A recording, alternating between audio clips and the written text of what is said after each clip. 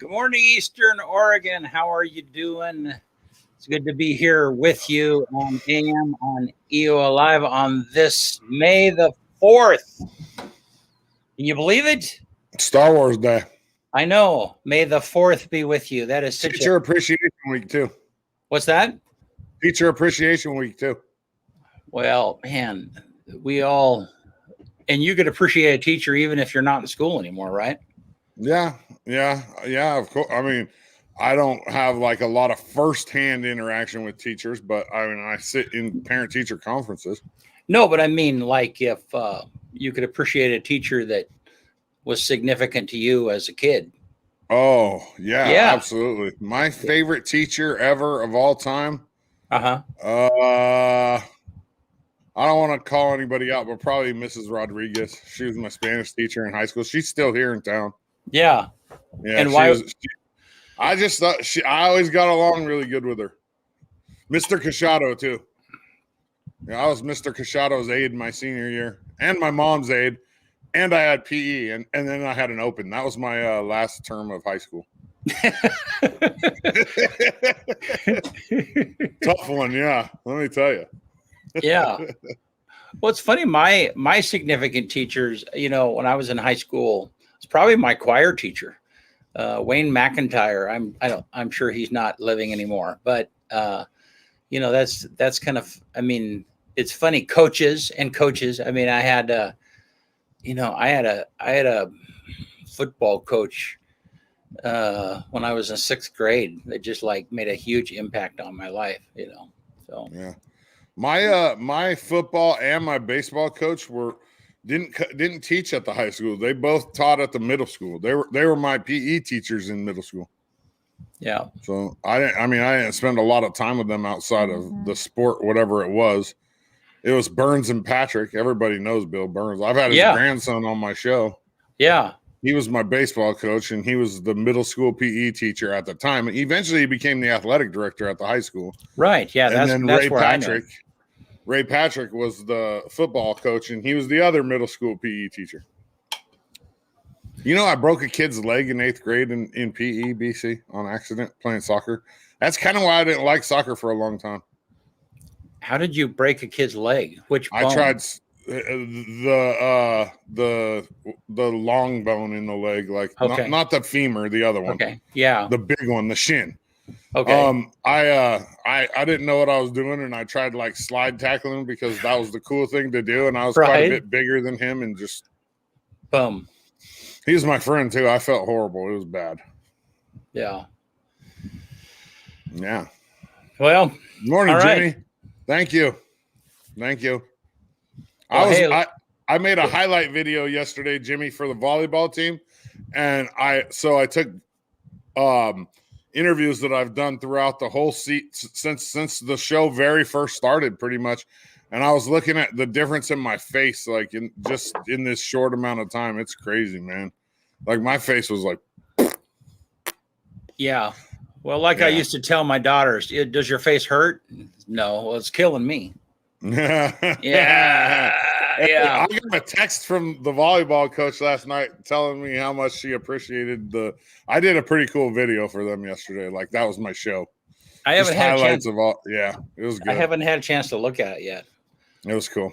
So, and how did they end up doing at national? They lost in the 8 to the number 1 ranked team in the country, and they didn't play very good, and they'll be the first to admit it. It was close, but we didn't play our normal EOU volleyball. Otherwise, we probably beat that team, to be quite honest. And that's looking at it as unbiased. Although I am biased, if I look at it just from like the competition aspect of it, we beat them if we play our best volleyball, no doubt. Yeah, but still, really, really amazing for some little college from Eastern Oregon. Public school too. Yeah. Same thing for the soccer team. I mean, you go to nationals for soccer, women's soccer, and volleyball, and we were the only public school out of all of those teams. Wow. Yeah.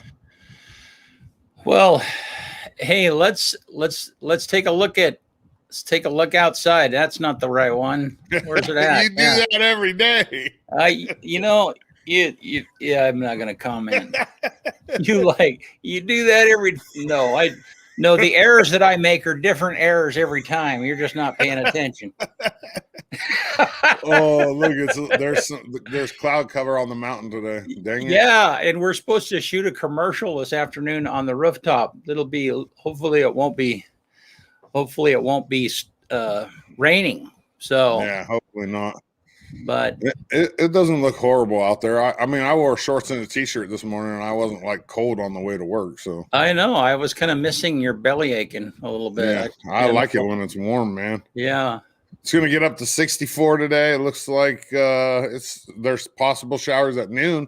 What time's the commercial? I don't know. You're probably going to be in it too this afternoon, 2 or 3 sometime. I'm just finding out about this. It's running pretty loose. Yeah. So, so we'll have to see. So that's today. And then tomorrow weather today. Yeah. Are we already on tomorrow? Yeah. About the same. minus the showers. Oh, it's going to get warmer tomorrow. It's going to get up in the 70s. Wow. And let's see. I mean, tomorrow would be a good golf day. We got a little bit of wind, but besides for that, it would be real nice to go out and golf out at Buffalo Peak. Yep. Yeah. And what's the lows? Upper 40s? That means I can keep my windows open at night. Nice. Upper 40s. Nice. Very good. Yeah. I love it. So hey, I wanted to do a new little segment real quick, and that is like things that aggravate you.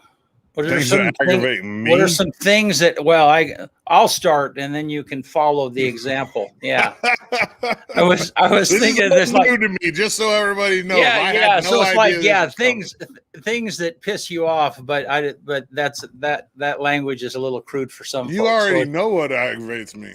Well, yeah, cold weather that aggravates you. Yeah, but it's funny. I got this email this morning, and I get them quite often. They'll send them to our Brent Clapp Productions website, and it will say, it's really, hey, I really enjoyed your website and stuff, but I noticed I was very surprised and puzzled why you had some of our copyrighted images on your website.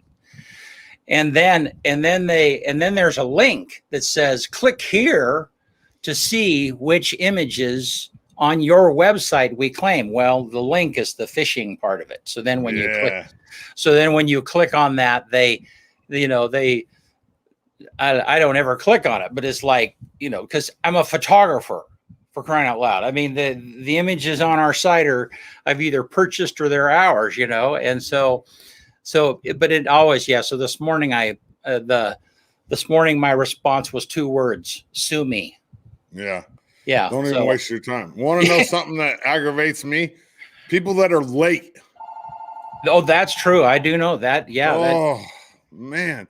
Like my grandfather was in the military, and I spent a lot of time with my grandparents as a kid, and you're just not late. Like, I mean, I consider being, if you're supposed to be there at 8:00, I consider being there at 8:00 late. Yeah. Well, so on that, I'll tell you something that aggravates me. And if you're listening, something that aggravates you, you can put that in the comments and we'll talk about it. Is that your phone ringing? No, it's the office phone. Oh. So I'll tell you something that aggravates me in this climate right now. Okay. Is businesses that should be open that are not. Okay. And for instance, 100%. Like, for instance, banks. Okay. And I'm sorry if you're out there and you're a bank owner, but banks have taken advantage of the COVID situation. Oh, yeah. To the fullest. They have, to reduce their overhead. They've laid off people. I mean, the reality is, and cell companies are kind of the same way. I mean, the cell usage has gone up. People are using banks as much as they ever were. They needed bank services. But banks have delayed opening up their lobbies just because they're lazy. I mean, they're trying to save money. That's go to a bank like around the first of the month, and you're gonna wait in the car line for like a half an hour at least. Yeah, it's just at least it's poor service. It really is. But on the same hand, I mean, we have a business, and I have to. The truth is that doing our business, what we do, it has been a lot easier to not deal with retail traffic coming in and out. That's just true. Because I kind of like that front door being locked. I know. And so I understand businesses wanting to continue that because it reduces their overhead. They're able to have they don't have to staff a front desk or whatever the case might be, but it's just not good service. It's not good customer service. So I'm kind of on the other end of like, okay, well, it aggravates me, and I have to be diligent about following my own hunches. So are you saying we're moving the blocker and unlocking the door now? That's going to happen. Darn it. Yep, it's going to happen. At least it'll kind of keep people from knocking on my window while I'm recording. Yeah. So anything else that aggravates you before we move on? Ignorance aggravates me. Ignorance? Yeah, but you mean people across the board. But you mean people who choose to stay ignorant rather than educate themselves. absolutely. Yeah. Or when somebody, being late for a tea time aggravates me too. Late anything, Mike, aggravates me. But ignorance, yeah. Especially online, like keyboard warriors that got their Google degree and they make comments that they have no clue about, but for some reason, because they're sitting behind a computer, they think that they're they got a Google doctorate. Yeah. I'm sorry, you put one step ahead of you, BC. Yeah. I'm with you, Ashley, 100% there. I have no idea why some people choose to drive in the left-hand lane. It's just a routine. I think some people like get off on. I think it's like they get their day going. They're like, I'm gonna piss a couple people off today. I'm gonna get in the fast lane and slow down, and I'm gonna look in the rearview mirror, and I'm gonna see this guy flipping me off, and it's gonna make my day better. I don't think so. I think it's just back to ignorance. I just think they're or oblivious. They're just not really aware of what's going on around them. Well, anyhow, okay. So enough rants. So we're so happy to have Donna Beverage with us, the commissioner from Union County. Donna, Donna, thank you for coming in and being a part of our new segment, Things That Aggravate You. And I'm sure that there are a ton of things as commissioner, but you really can't talk about those things very much because, I understand that people would not want to hear the things that aggravate you. But how are you doing today? Your mic's muted.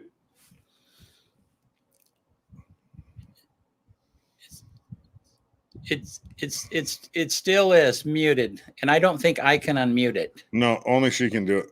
Yeah. There you go. There you go. I'm aggravated when somebody's talking and they're not on. That's so annoying. So anyway, I'm not real good at computers and all that good stuff. So that, I can't wait to get back face to face in meetings. I feel like a lot more gets done than the Zoom and all that. So that's aggravation to me. Absolutely. Yeah, I agree. I don't like Zoom meetings. I call Brent the Lord of the Zoom meeting because this dude is always in some kind of video meeting. I mean, there's some good things that have come out of it because, there are going to be times where we can't make it to a meeting, or maybe somebody, like the churches, somebody that can't make it out of their home, that kind of thing. A lot of them are going to continue with the video so there are some good things that have come out of it. But for the most part, I think we get a lot more done by being in person. Yeah, and our kids are already educated on how to partake in Zoom meetings as well because of school and, extracurricular activites. Yeah, if we don't know how to do it, we just ask the kids or the grandkids, and they figure it out. For sure. Yeah, I was on a plane ride a few months ago, and the stewardess who was saying, and our Wi-Fi is this, and if you're having trouble sign on, ask a 9-year-old. I mean, it was that's the way it should be. Yeah, that's my 12-year-old daughter taught me how to operate Instagram. Wow. There you go. No. Yeah, I just ask a grandchild, and they just, grandma, we'll take care of that. So it works out really well. Yeah. Yeah. Well, so Donna, what year are you in of being a county commissioner, and briefly tell us how you got here?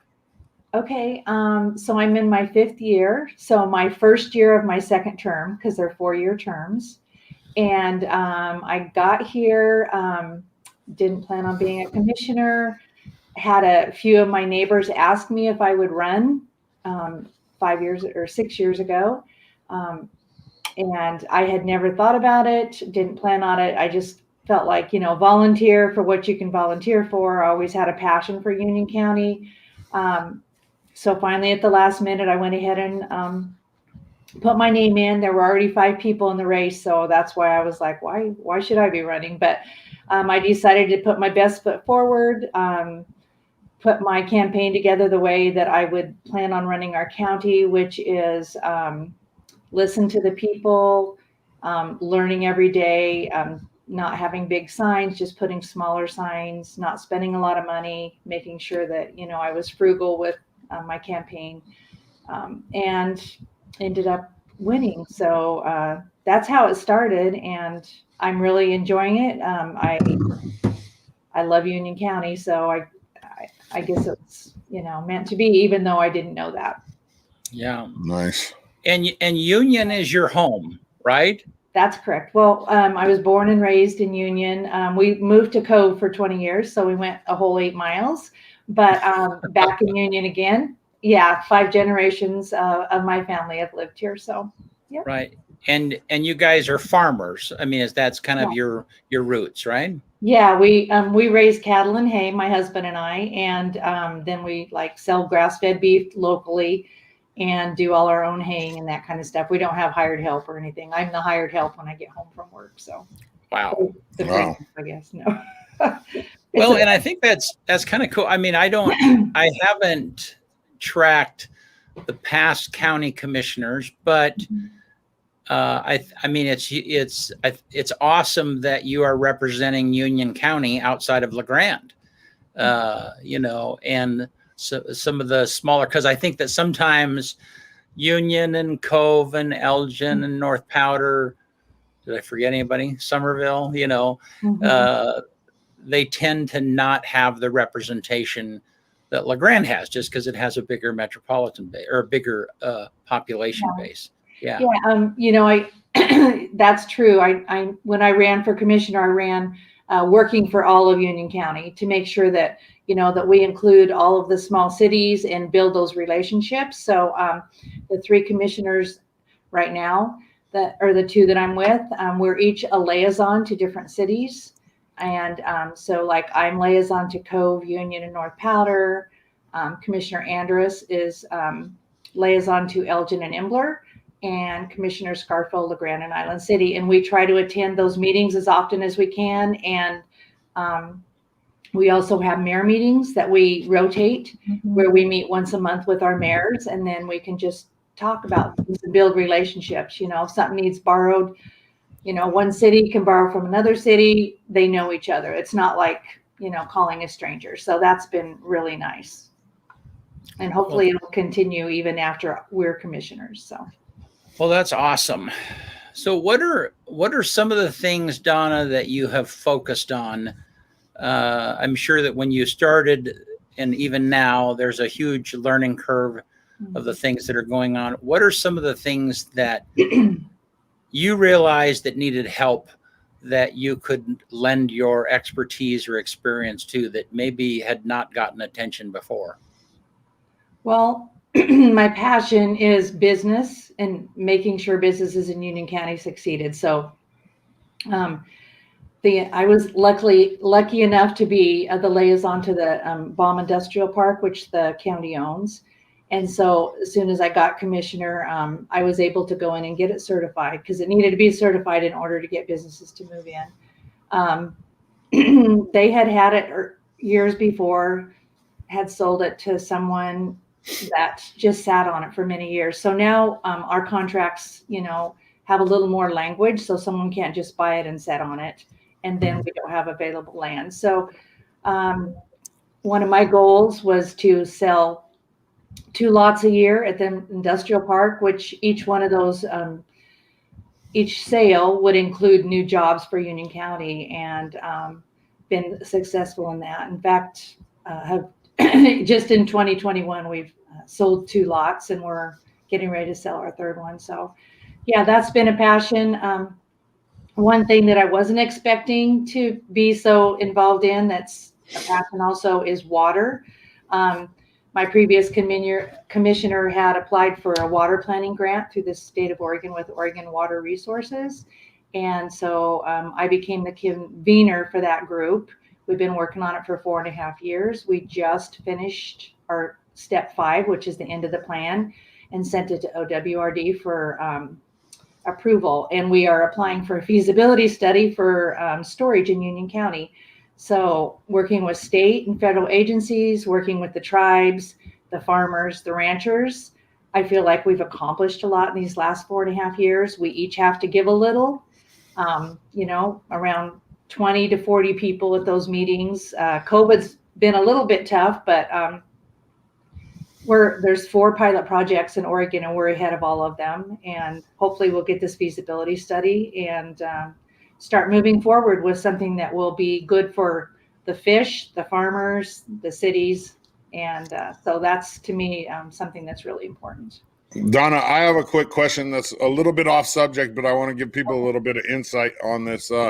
When you run for county commissioner, do you run with a party affiliation, or is it like a mayor nonpartisan? Well, it used to be a party affiliation, and in some counties it still is. Union County, the 4 years before I ran, when people asked me to run, I said I wouldn't run because it needed to be nonpartisan, because I felt like you need to be serving all the people. And so then in the meantime, they brought it to the voters, made it nonpartisan. So when I ran the first time, it was nonpartisan, and it still is. And that's how I feel. I feel personally that's how it should be. It should be on the issue, not on specific to a party. Yeah, good. Me too. So let's drill down to those 2 things that you mentioned, okay. The Baum Industrial Park. So a lot of people might not even know where it is and right. What it is. What is the point of it? So let's start with where it is right now. Yeah. So it's out when you're going out towards Wallowa Lake from Island City. It is between the particle board plant and the trailer factory. And it was 60 acres when we started out there. It actually was bigger years ago, but a lot of those businesses out there are part of the Baum Industrial Park that are there now. And they had started putting in the utilities before I got here. We had gotten a loan from Business Oregon to put those utilities in. And so we just are getting ready to pay that loan off. So I'm excited about that. I would have loved to have given that land to businesses that were promising new jobs, but we had to pay that loan back. So, and also UCDC, they had a loan from them. So we'll be getting those paid back. That's one of my goals, is to always be frugal with your tax money and make sure we get our debts paid. And the point of the park is to incentivize, to give some kind of a discount in expenses, whether that's in land or taxes or help explore that for me a little bit. But you're trying to draw in wage earning, supplying jobs into the area, manufacturing, that type of thing. And so the park fills that purpose. Talk about the incentive and why at that point, how that works. Part of it is how it's zoned. Okay. So, you have like the LeGrand Industrial Park has a light industrial zone. We have a heavy industrial zone. So there's different kind of businesses that can move into them. And so the industrial park that the county owns, the Baum Industrial Park, is more heavy industrial, and it's not retail. So you have a different kind of business moving in there. And right now we're actually looking for more industrial land. I know that some of the cities have some, so we'll be talking to them about that. That when a business comes to us, we can say, hey, Elgin has this land available, Union has this land available. A lot of it is privately owned, and people aren't necessarily willing to sell it. So that is one reason why the county purchased this land, so that it would be readily available. When a company comes to Union County, I learned real fast, they want to move in 60 days. They don't want to wait for 2 years for you to get the utilities in and all this stuff done. They want it to be ready to go or ready to build. So that's what I learned. And the railroad track runs right by that property. So that is a big, so if you're a Boise Cascade, or if you're a company that is producing something that needs to be hauled by railway, that's one of the big advantages of that area, right? It is. And so when we put the map together on the industrial park, we left a space for a railroad spur for the future. And we've actually had those conversations with the railroad, and pretty much they're on board with us doing that spur. The thing is, I don't want to build a spur to nowhere. So I'm making sure that I have, I've been to the legislature with Greg Barretto, And so, have all that in place. And so as soon as we have the customers to use that spur, we are ready to go to get that put in. So that is something I've been working on for these few years. Wow. So then on the water side of it. So you and I intersected a couple of years ago when during this time of the year, there was significant flooding in the valley. Yep. And that's kind of, we did a film on that. And that's kind of when I became aware that the Grand Ronde Valley has no above ground storage, meaning, when the rivers flood or overflow down through the valley, there are, what do they call they have places, there are depressions where the water can flow. Sloughs and that kind of thing. Yeah. Yeah. But there's no reservoir. There's no water control system. Okay. So yeah, in Baker City, they have Phillips Reservoir, which is above, if you go out of Baker City towards, what's that little city up there with the railroad, Sumter. You go by Phillips Reservoir, and Phillips Reservoir controls the flow of the water coming into the Baker Valley. Right. We don't have anything like that. And so then, a part of Union County does. So the North Powder area has the Wolf you're right. Reservoir, and we have a few reservoirs over there. We have Thief Valley, which probably helps with the Medical Springs Keating area.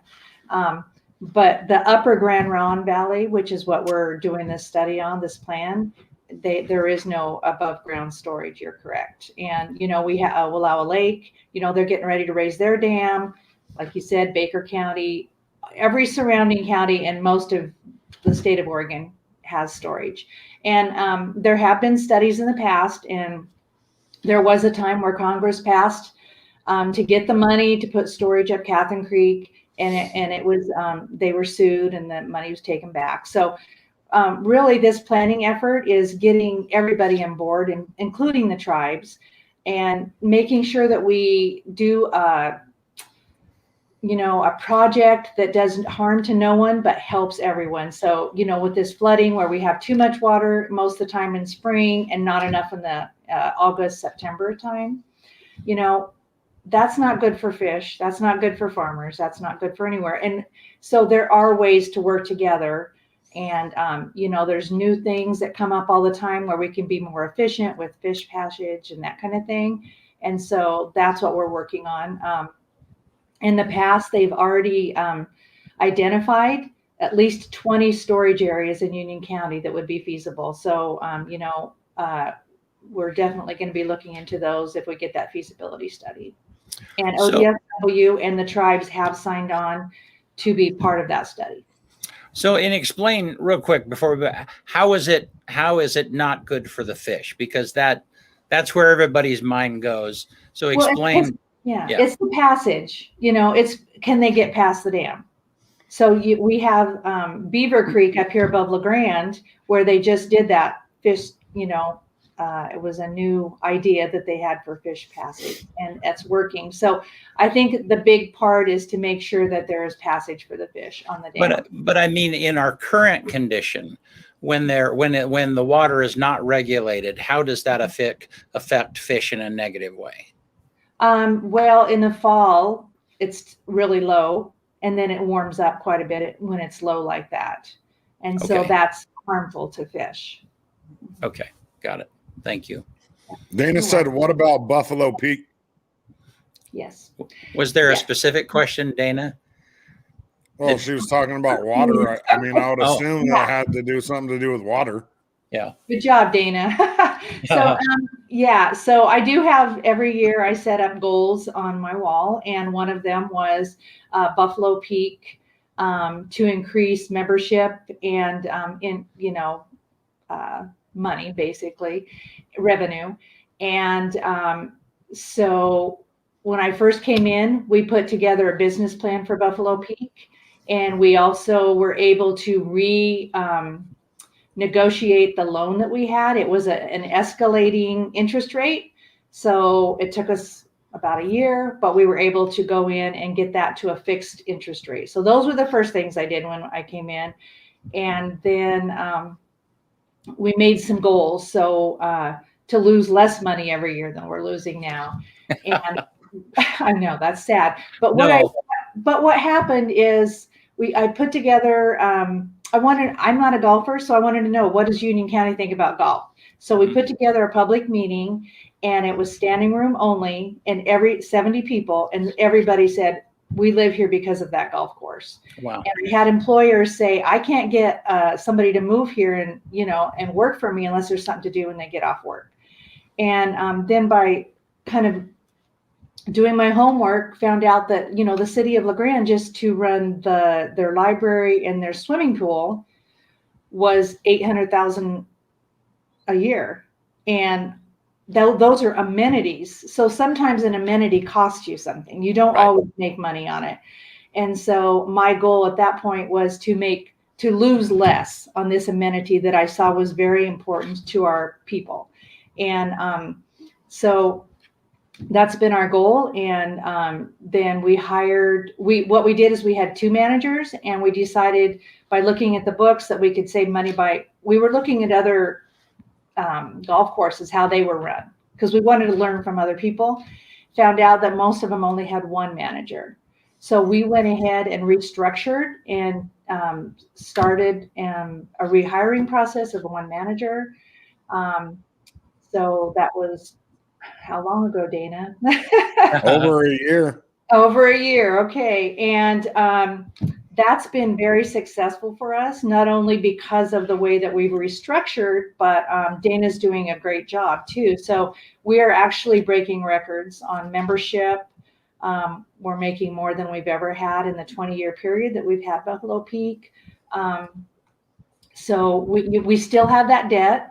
The background on that is Union had bought it. They couldn't pay that payment the first year. They wouldn't be a city anymore if the county hadn't come in and taken it over.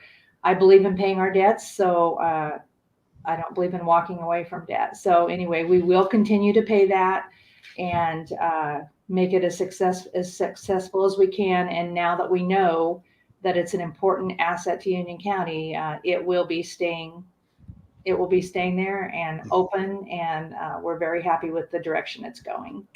Whose idea was it to poach Dana? Because that was one of the best decisions the county ever made. Hey, people came and applied for the job. Nobody poached me. So, but I'm happy that he applied. You're so PC. No, it's the truth. I didn't poach anybody, but no, we're happy to have him, and he's doing a great job. Yeah, he is. He's killing it. So let's talk about COVID and shut down a little bit. And here's a comment. Did you know that there's an Oregon state law that says the state cannot dictate that your business cannot be forced to close? I think she meant your state cannot force your business to be closed, I think is what. And I guess I don't have any clarity on that.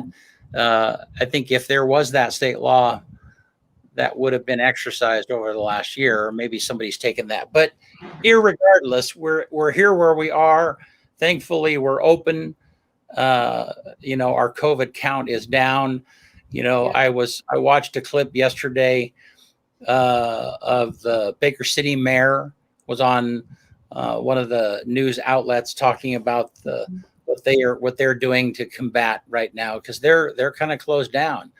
I don't know. How are we doing? Talk to us about what we have been through and kind of what you foresee happening in the future, Donna. Okay, so clarity. Union County hasn't shut anybody down. Okay, that comes from the state. Okay, right. And Oregon Health Authority is in charge of that. We work with them. Trust me, we're on the phone with them every day, or emailing, or talking, fighting for our area. There's a fine line with keeping people safe, especially with something that we don't have any history with, COVID. So, we don't want to jump in and be like, oh, there's nothing wrong, because we don't want a bunch of people dying. But at the same time, we don't want our businesses dying either. So we're trying to every day, listen and learn and do the best we can to keep those businesses open and try to help any businesses that have been forced to be closed to be able to survive. We're doing the best we can there, but at the same time, listening to our health authorities. We did send that letter a while back asking to bring it locally. We just want to clarify that's not the 3 commissioners deciding what's safe and what's not. We have a regional medical center here. We have our CHD. We have people that we work with every day. So we don't just willy-nilly make decisions, but we do have local experts that could look at our area specific to another area, look at our the amount of people we have, the kind of situation we have in our county. So they say if you know one county, you know one county. So that's what we were asking for at that time. And I'm hoping that eventually that's how it will be. But it's been difficult. It's been one of the hardest things that we've ever dealt with. And who knew that this was going to happen? Right. But we're at work every day, listening, learning, trying, and just like the money that we put out a while back that we had a little over 700,000, we tried to make that simple. We tried to make it for the smaller businesses that were hurting, that were shut down by those 2 executive orders. And I feel like, we're working as hard as we can to keep people open and going. And us and Curry County are the 2 lowest right now. So I'm very thankful for that. Let me ask the hard question. Sure. If it comes down to it, and say we have an outbreak and we go back into extreme, are we following Baker's lead? I can't answer that. Baker County hasn't even, that's the city of Baker that made that decision. Right. Yeah. Not the county commission. So, that's another thing you learn as a commissioner. I don't make any decisions by myself. We're a commission. So that would be something that we would discuss as a commission at a public meeting. Well, yeah, you would hope. I mean, you would think. I'm not trying to pass the buck, but I can't answer that. Right. Well, you would think in this county though that we would, because I mean, I talk to a lot of people, and the majority of people are fed up. I mean, I can tell you what I believe personally. I believe a personal choice. That's what I believe, because some people they may have underlying issues and that kind of thing, and they should have that personal choice to decide to do the Zoom meetings or to stay home or order out, that kind of thing. And then there's the personal choice of the person that's okay with taking that chance and going ahead and going out or going to work. So that's what I personally believe in, is personal choice. Yeah, I agree with you. I feel like now that everybody has access to the vaccine, pretty much. I mean, you can sign up right now if you want to. And I think that now that everybody has access to the vaccine, if you don't have the vaccine, you're taking a calculated risk, and it's your own choice. Right. And if you're sick, you need to be responsible and stay home if you don't have it. And that's the reality of it. Yeah. And that's it. And that's probably the one thing that's changed is if you're sick, stay home. Right. I used to be a UPS driver. You go to work, doesn't matter if you're sick, you know what I'm saying? So that is the one thing that I think that has changed is, yes, if you're sick, stay home, don't go there and spread it.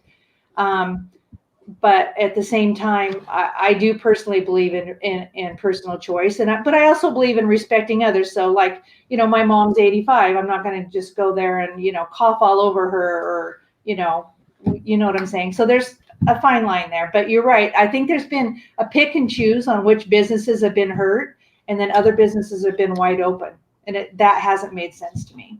Right. And it's kind of sad that our world or our country is in a position where the government feels like they have to dictate that because they don't feel like we're responsible enough to make those decisions on our own. It's really weird. It's been really tough. I can tell you that. Probably the toughest thing that the 3 of us have dealt with or will for sure.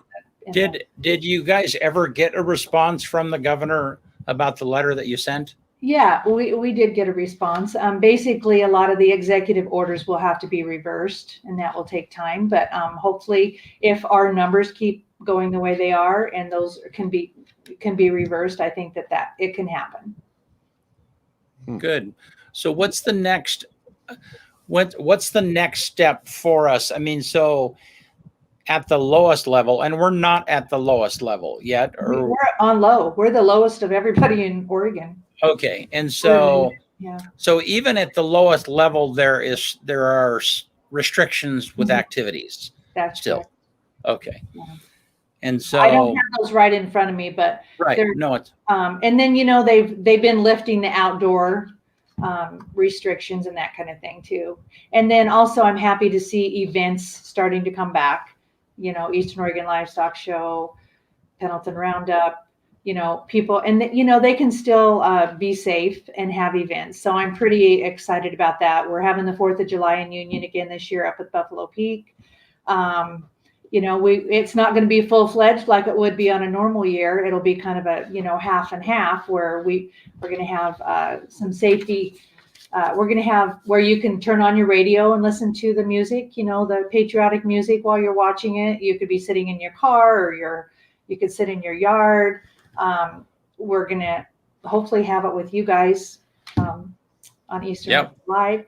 And there will be other options, but you can also bring a blanket and come up and watch too. So we'll have so many options, instead of just going full-fledged the first year where we have crowds and crowds of people. So I'm excited about that. We need to be celebrating our independence. So yeah, it's going to be fun. It's going to be where are people going to, if people do want to come hang out, they want to park. I mean, certainly there's some parking at, and I haven't talked to Dana about this. There's some parking at the golf course. Right. And certainly that road going up to the golf course is pretty wide. There's the cemetery. People could hang out. I mean, where are people going to stage cars? I guess that. Our committee's working on it. Yeah. Okay. And, I was just at Search and Rescue last night. They're meeting at 7 p.m. to have them help us with the traffic control, which they're going to do. But we're probably going to have just handicap parking up there right at the golf course. And we'll have Search and Rescue helping to make sure that that's only for people that are handicapped. We'll be talking to the cemetery about the parking next to there because it's about 5 acres. Down by the school where we had it before, there's a lot of parking there. With it being on the hill at the golf course, you could park anywhere. You can park in fields in Union. I mean, you could park, you're going to be able to see it from a long ways. So I think parking will be okay. Some of our concerns is making sure that people with handicap can get up there. And then when it's time to go home, Search and Rescue will help us with people getting out of town and not having a traffic jam there. But there's quite a few places in Union where you could park and watch it. And then what we learned the first year we had it is people were just having barbecues in their backyard, all of Union. I mean, Union Market, he ran out of hot dogs that day. They were inviting friends sitting in their backyard and watching. So, that's another option. We have the city park in Union. Yeah, I think it'll be really good. If you think about it, it was at the college. There wasn't much of parking there either. So no, we're gonna make it. Yeah, we could get some, and I'll talk to Dana about this, but we could get some EOU kids to come and cart people too, because there's all those golf carts, and if people don't want to walk all the way from down below, we could shoot a golf cart down there and bring them up. Yeah, no, that's a good idea. And I was going to talk to Community Connection also about, some buses coming back and forth that evening from La Grande for people. Where do you guys, where is it advertised when you put a committee together? Like, where's it advertised? Because I probably would have sat on this one. Well, or at least tried to be on it. You can be on it. Okay? Yeah, I'd love to. I'd love to help with that. This was a kind of a seat of our pants situation. Another group had it, and I'm the president of the Union Chamber, and we decided, well, let's just talk to that group and see if maybe they'll let the Union Chamber take over. They agreed to do that and gave us the money they had. And so that was only like 6 weeks ago. And so I knew that Dana would be on it because he wanted it at the golf course. We asked Casey Kunkel because he had told us earlier if it's ever going. The city manager of Union, of course, needed to be on it. I'm on it as the chamber president. We would love to have you come. Our next meeting will be in a couple weeks. I'll make sure that you guys get an invitation. Sign me up. Yeah. Excellent. All right. Well, so as we get ready to wrap this up, Donna, tell us some of the goals that you've had and what goals have you had this year and which ones are you making headway on, and how are you doing personally in the things that you want to accomplish? Well, my goals for this year, we've kind of recapped some of them. One of my first goals was 2 new businesses in the industrial park, and we've succeeded on that. More revenue and membership. Just got a report from Dana. Membership highest it's ever been. Revenue highest it's ever been. So I'm pretty excited. Look over here at my list. One goal I haven't hit yet, which I've had since I've been here, is to put together a natural resource plan for Union County for our federal lands. You know, they don't have to do what we tell them to do, but if we don't have a plan together, then there's nothing for them to look at to say, this is what this area wants or cares about. And so, we're so close to getting that together. We put a diverse group of people together. We've been working on that natural resource plan, and I'm hoping to get that finalized in the next month or so. And that way, when there's a project coming in that's federal, they have to look at the local plan and consider what they want for their area instead of just coming in and doing whatever they want. I don't look at them as enemies by any means, but it's important that we speak about what is important to our area. Good, because so that's the only one on my list that I haven't done. I have complete step 5 of our water planning project, which we just completed that 2 weeks ago. Nice. And local business support, which is ongoing. So we will be getting some more money here soon, and local business support will be one of our top priorities. Nice. So one final question, a personal one, and this is a little bit out of the blue, and that is, so you've out of the variety of things that you've done in your life, a wife, a mom, a farmer, what are a UPS driver? You mentioned that in there, Yeah. What are the things that you've found that you've accessed the most? What of those things do you think has been the most helpful in this job that you are in right now? Oh, the most helpful, I think, has been volunteering to help people and wanting our area to succeed, wanting to preserve who we are, an agriculture area, a place where you say hi to somebody on the street, where we're safe.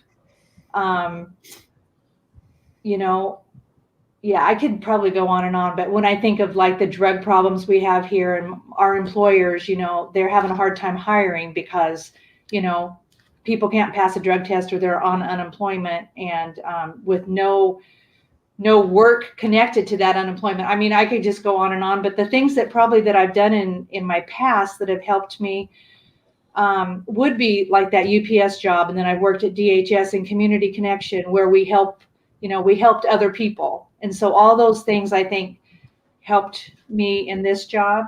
And maybe for the Baum Industrial Park, I've bought and sold a lot of land for other people or helped them. And so that kind of helped me say, we don't need a realtor. We can do it because it'll save us a lot of money. And not only that, we can sell it cheaper to those people by not having a realtor. And so I think all those things along the way helped me. And like I said, I'm learning something new every day. So it's not like I know it all.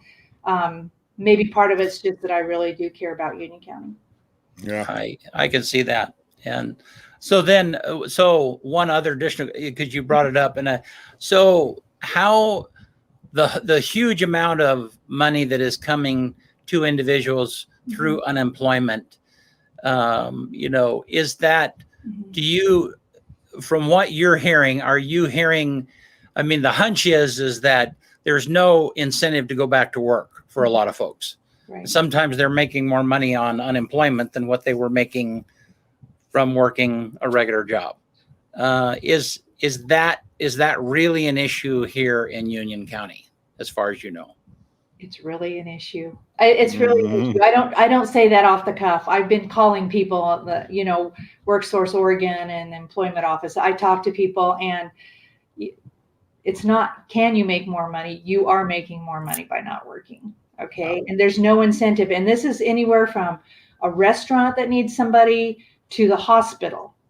And it has nothing to do, but, they're not connecting getting work to the money. And then there's been some scafus where people have gotten big chunks of money. And so people are not, I'm not saying all people. There's some people that really need to be on unemployment. And there's some people that really need the help. So I do not want to downplay that. But the state of Oregon has taken all those rules off that are connected to unemployment. And that's been very hurtful. And then now it's going on to September. So these businesses are going to have a hard time all through the summer getting employees. And I'm hoping that as I speak, that some people would think about, this is going to end. So go out and look for that job now and get a good job. And those are going to be the people that they keep later when they aren't as desperate. But in this county, I don't know what the numbers are, but in the 8 counties on the west side, it's like 10,000 job openings. Yeah. Not an exaggeration. And that's never been heard of in history. So please, start thinking about it. Go get you a good job. There's some good paying and some very good jobs in Union County, and that's really going to help us in the long run.